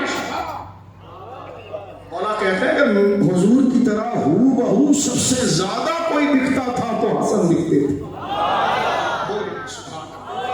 منتیں مانگو جو چاہیے اور محبت سے وہ سبحان اللہ منہ بن کر کے نعرہ پڑھو سبحان. حضرت امام حسن مصنع, حضرت امام حسن جو مولا علی کے بڑے بیٹے, مولا علی کے امام حسین کے بڑے بھائی, امام حسین کے بڑے بھائی نہیں ان کے پیر بھی ہیں. بیعت کی ہے مولا امام حسین نے اپنے بڑے بھائی امام حسن حسن کے ہاتھ پر, بولو سبحان اللہ. والد کی خلافت باطنی بھی یہی سے لی ہے, بولو سبحان اللہ. اب آپ دیکھیے امام حسن مجتبی بڑے بھائی ہیں, پیر بھی ہیں. ان کے بڑے بیٹے حسن مصنع, دوسرے بیٹے حضرت زید. حسن مصنع یہ کربلا میں آئے, توجہ ہے, یہ کربلا معلیٰ میں آئے. امام حسن کے شہزادے زخمی ہوئے, شدید زخمی ہوئے, لیکن اس وقت آپ پر ظاہری موت طاری نہیں ہوئی. آپ کی مرہم پٹی کی گئی, آپ کی صحت بحال ہوئی, لیکن آپ سے امام حسین یعنی چچا اتنی محبت کرتے تھے کہ فرماتے تھے حسن میرا بڑا بھائی حسن ہے, اس کا یہ بیٹا حسن مصنع ہے, یہ میرا بیٹا ہے. حضرت امام حسین رضی اللہ تعالیٰ کی شہزادی ہے سیدہ فاطمہ. قرآن کے پارے ذرا آنکھوں میں لاؤ. قرآن پاک دیکھا ہے آپ نے, کھلا ہوا قرآن دیکھا ہے, ذرا ایک میرا آنکھ بند کر کے کھولو اور پارے آنکھوں میں لے کر, اور اب اس گھرانے کا ذکر سنو تاکہ آنکھوں کی پلیتی نکل جائے, تاکہ دماغ کی پلیتی نکل جائے. حضرت سیدنا امام حسین کی شہزادی سیدہ فاطمہ پاک, فاطمہ بنت حسین ابن فاطمہ. آپ فرمایا کسی نے کہ آپ نے اپنی شہزادی کا نام فاطمہ کیوں رکھا؟ فرمایا ہو بہو میری امی کی طرح ہے. حالانکہ یہ محفل جو ہے نا قرآن کھول کر پڑھنے کی, اگر دماغ کی تطہیر نہ ہو تو بربادی ہے, اور یہی ذکر دماغوں کی تطہیر کرتی ہے. بولیے سبحان اللہ. حضرت امام حسین نے خود اپنے بھتیجے امام حسن مصنع کی شادی اپنی بیٹی فاطمہ سے کی, اور ان سے شہزادہ پیدا ہوا عبداللہ جن کو کہتے ہیں المحض یعنی خالص. خالص باپ بھی سیدہ زہرا کے بیٹوں میں سے اور ماں بھی سیدہ زہرا کی بیٹیوں میں سے. نجیب الطرفین حضرت عبداللہ محض, ان کے گھر پیدا ہو رہے محمد نفس زکیہ, اور ان کے گھر پیدا ہو رہے عبداللہ شاہ غازی. قریب رشتہ یہ جو حضرت حسن مصنع ہے, لہذا حضرت عبداللہ شاہ غازی کی مزار بھولیے گا نہیں. کوئی کہے جناب میرے پاس اتنا پیسہ نہیں کہ میں کربلا معلیٰ جاؤں, اتنا پیسہ نہیں کہ میں نجف اشرف جاؤں, اتنا پیسہ نہیں کہ سیدنا موسیٰ کاظم کے دربار میں کاظمیہ جاؤں, اتنا پیسہ نہیں میرے پاس کہ ان کے پوتے حضرت غوث پاک کے بغداد جاؤں. تو کسی نے کہا کہیں نہ جا سکے تو گرفتن جا, ان کی بارگاہ میں جا جو اوپر والوں کا پوتا ہے اور غوث پاک کا پردادا ہے. سیدنا عبداللہ شاہ غازی جاتے رہے ہو کبھی اس نیت سے سن کر جانا, اور یاد رہو تو مجھ گناہگار کو یاد بھی رکھنا. حضرت حسن مصنع ان کی اولاد میں حضرت غوث اعظم آئے, 10ویں پشت میں آئے ان سسٹر. حضرت غوث اعظم سے لے کر حضرت حسن مصنع, امام حسن اوپر ہے, مولا علی یہاں پر, تو حضرت امام غوث اعظم سے امام حسن مصنع تک 10 واسطے ہیں. اور دوسرے بھائی حضرت زید, ان سے 8 واسطے سے حضرت داتا صاحب آئے, گنج بخش فیض عالم. یہ سلسلہ جا کر اوپر جڑ رہا ہے. توجہ ہے آپ کی بات اس لیے بتا رہا ہوں. ایک ذکر کر دوں آخر میں سید سجاد کا, پھر غوث پاک کا. سید سجاد امام زین العابدین, بولو سبحان اللہ. حضرت سیدنا مولا امام حسین کے شہزادے, اور یہ ساری ابراہیمی آداب اور یہ اخلاق کی خصلت جو آج آپ کو شاہ فیصل میں چمکتے ہوئے نظر آ رہی ہے نا، یہ اولاد میں خون کے ذریعے چلی آئی ہے،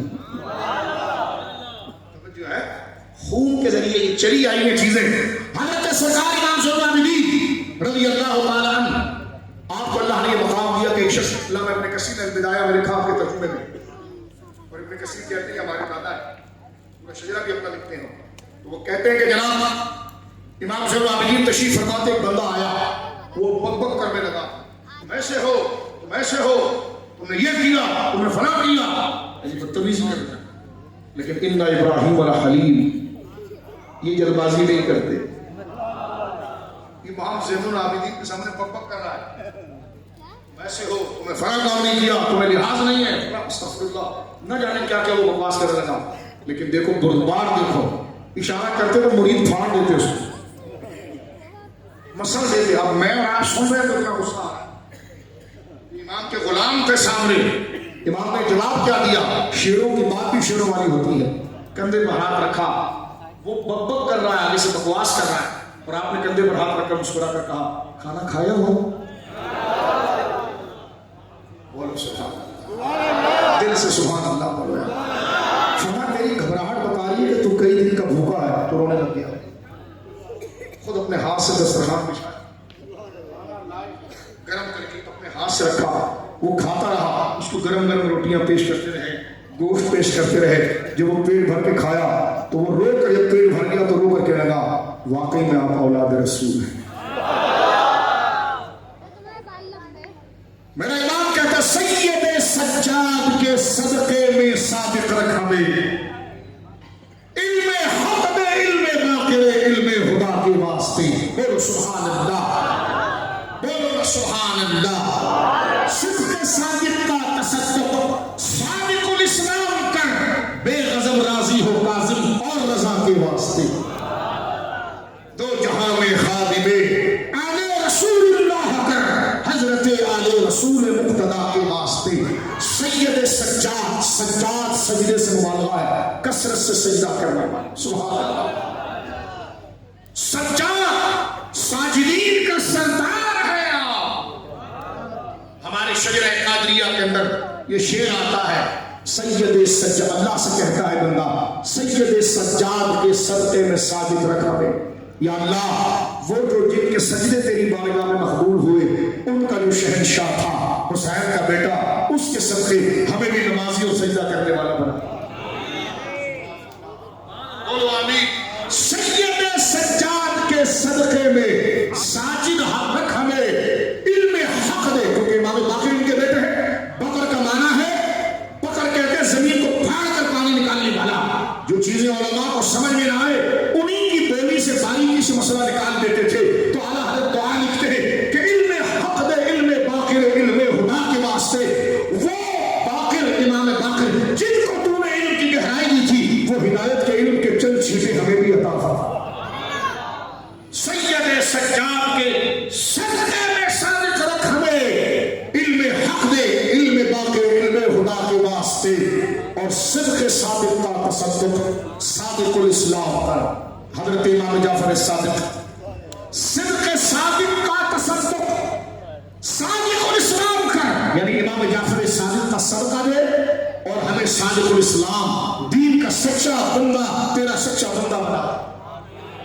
صدق صادق کا تصدق، صادق الاسلام کر، اور ان کے شہزادے موسیٰ کاظم ہے، توجہ ہے، ظلم سہ گئے لیکن مسکرا کر کچھ نہیں کہا۔ غصے کو پی جانے والے کاظمین الغیظ، غصے کو پی جانے والے، لقب آپ کا امام کاظم ہوا، غصے کو پی جانے والا۔ فرمایا صدق صادق کا تصدق، صادق الاسلام کر، بے غضب راضی ہو کاظم اور رضا کے بعد۔ رضا کون؟ ان کے بیٹے پھر مولا علی رضا۔ بولو سبحان اللہ۔ جن کے جوتوں کو معروف ترخی صاف کرتے تھے، بولو سبحان۔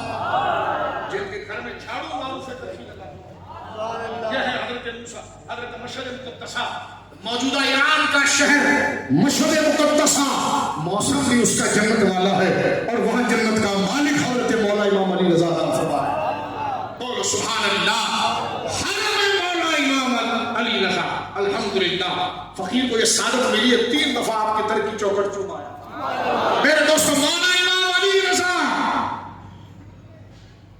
کہ جنہوں نے حضرت معروف قرخی کو کلمہ پڑھا کر مسلمان کیا. معروف قرخی غوث اعظم کے پردادا پیروں میں سے ہے.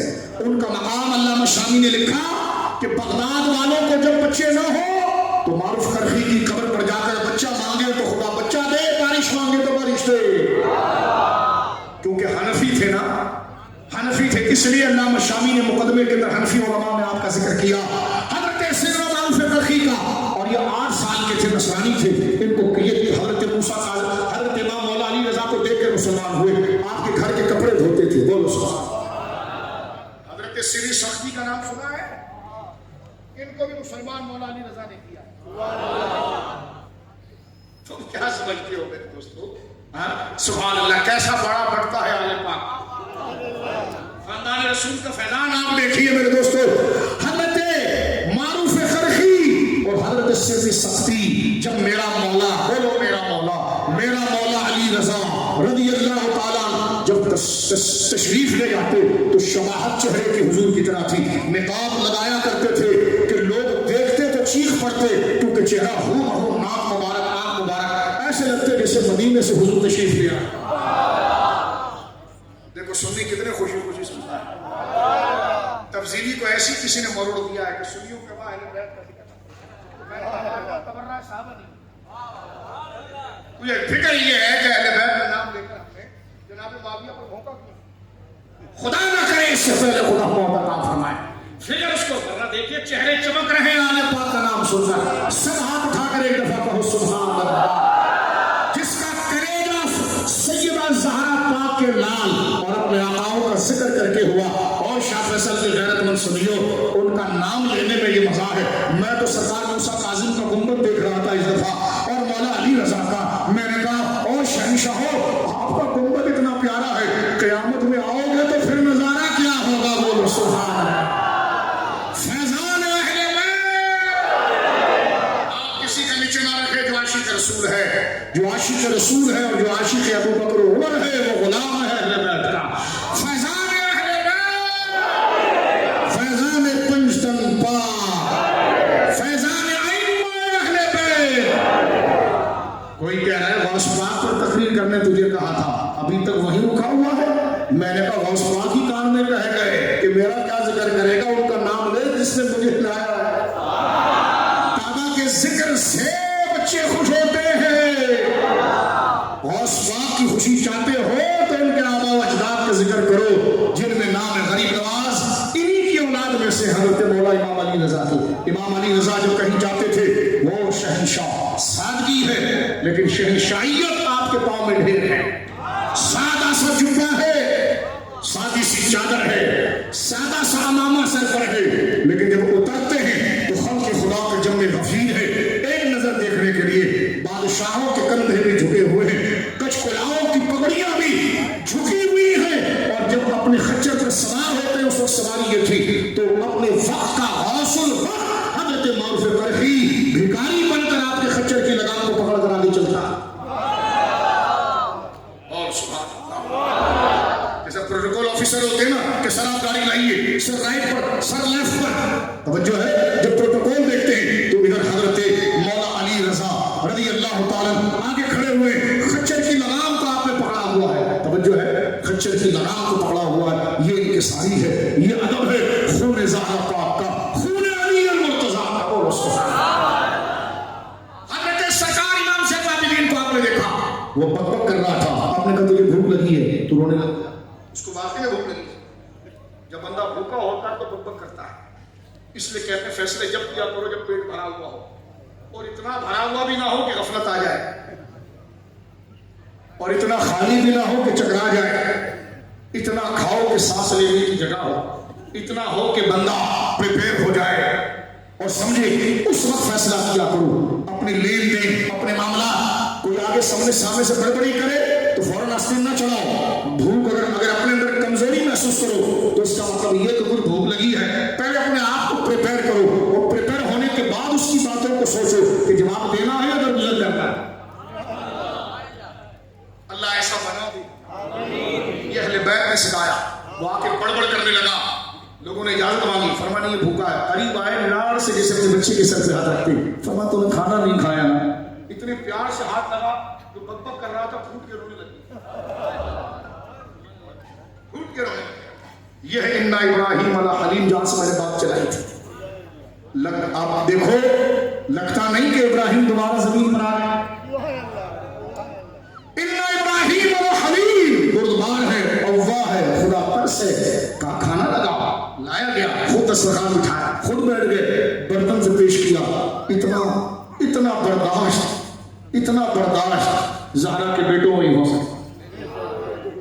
پہاڑ پگھل جائے اس بوجھ کے سامنے۔ رضی اللہ تعالیٰ عنہ، صلوات اللہ علی ابیہا وعلی بالہا وعلیہا، کھانا کھلایا، جب اس کا پیٹ بھر گیا، پانی پیش کیا، باندھ کر بھی دیا، کچھ درہم اس کے جیب میں بھی ڈالے، ساتھ میں پوچھتے بھی رہے بچے کتنے ہیں، کیا کرتے ہیں، تاکہ اس کو یہ محسوس نہ ہو کہ میں احسان کر رہا ہوں۔ باتوں میں لگایا اس کو، بچے کتنے، اچھا تھوڑا کھاؤ تو صحیح، اچھا بتاؤ کیا کرتے ہیں، اچھا تھوڑا کھاؤ تو صحیح، بیگم کیا ہے، یہ سارا گھر کا سب پوچھا، اور اتنے میں اس کو محسوس تھا کہ اس کی توجہ ہٹے، اور خوب اس کو کمفرٹ کر کے کھلایا۔ جو کھا گیا تو پھر بچوں کا پوچھ چکے تھے تو کچھ پیسے جیب میں ڈالے، کہا بچوں کو دینا، وہ پاؤں پر لپٹ کر پھوٹ کر رویا، فرمایا واقعی میں آپ آل رسول ہیں، تم علی کے بیٹے ہو، ابراہیم کے بیٹے ہو، بولو سبحان اللہ، بولو سبحان اللہ۔ امام نے کہا، امام سید السجاد، میں سادات کی طرف توجہ چاہوں گا، سید السجاد کا جب انتقال ہوا امام زین العابدین کا تو مدینے میں گہرام تھا، گہرام تھا۔ امام باقر رضی اللہ عنہ جب دروازے کے باہر آئے تو لوگوں کا ہجوم تھا، خبر پھیل چکی تھی کہ سرکار کا انتقال ہو گیا ہے۔ سرکار نے پردہ فرمایا ہے، امام صاحب نے پوچھا تم کون ہو؟ وہ کہنے لگے ہم تو یتیم ہو گئے۔ کہنے لگے کیوں؟ فرمایا یہی تو وہ تھا جو رات کو ہمارے گھر راشن پہنچاتا تھا۔ اور سنیے، یہ علامہ ذہبی نے تذکرۃ الحفاظ میں لکھا ہے، ابن تیمیہ کو نہ جانی یہاں کیا تکلیف تھی، اور اس نے آپ کو سید السجاد اور زین العابدین سے مراد عابدین کا فخر اور زینت، آپ کے بارے میں علامہ ذہبی لکھتے ہیں رحمۃ اللہ علیہ، 754 ہجری آپ کا وصال ہے، کہتے ہیں امام زین العابدین ایک رات میں 1000 نوافل پڑھتے تھے، فرض کے علاوہ 1000 نوافل، اور پھر رات کو غریبوں کے گھر کھانا پہنچانا۔ کہتے جب میں گھر آیا اور امام صاحب کو جب میں نے غسل دیا، امام باقر کہتے ہیں تو آپ کے کمر کے اوپر گٹھے تھے، جیسے کوئی بندہ مزدوری کرتا ہو، پتا کس کو بھی نہیں تھا۔ آپ یہ اکثر لوگوں کو فرمایا کرتے تھے، جب امام صاحب کے پاس کوئی آتا نا، وہ کہتا بہت گناہ گار ہوں، ایسا کوئی عمل بتا دو کہ خدا مجھے بخش دے، مجھ سے کچھ نہ پوچھے، تو وہ کہتے تھے اندھیرے میں صدقہ کر۔ کیا فرماتے تھے؟ اندھیرے کا صدقہ کر۔ اندھیرے کے صدقے سے کیا ہوگا؟ ایسے کو دے جو تیرا منہ نہ جانتا نہ تو اس کو جانتا ہو۔ توجہ ہے آپ کی؟ تو رات کو سڑک پر لوگ جا رہے ہیں، کیا ہی اچھا ہو کبھی کوئی بندہ موٹر سائیکل روک کر 20 روپیہ ہی پیش، 10 روپیہ پیش کر، کہ جو جا رہا ہے اس کو کیا ضرورت، اس کو کیا حاجت ہو سکتی ہے؟ جو زیادہ دے سکتا ہے وہ دے۔ توجہ ہے آپ کی؟ مستندوں کو کھلانے کی بجائے اس سڑک پر جو لوگ ایسے ہی آپ کو کبھی کبھار ملتے ہیں، یا ایسی جگہ پر اندھیرے میں آپ کو ملتے ہیں، نہ اس کا چہرہ آپ کو نظر آ رہا ہوتا ہے، نہ آپ کا چہرہ اس کو نظر آ رہا ہوتا ہے، لیکن ظاہری حال سے لگتا ہے کہ مستحق ہے، آگے جا کر اس کو کچھ پیش کر دیا جائے۔ سرکار سید السجاد کہتے ہیں، اور حدیث پاک بھی ہے کہ خدا کے غصے کو کوئی ٹھنڈا کرنا چاہے نا تو سرن صدقہ کرے، خاموشی سے صدقہ کرے، اور اندھیرے کا، رات کے اندھیرے کا سجدہ کرے، صدقہ کرے۔ یہاں سے مراد کیا ہے؟ رب اس کی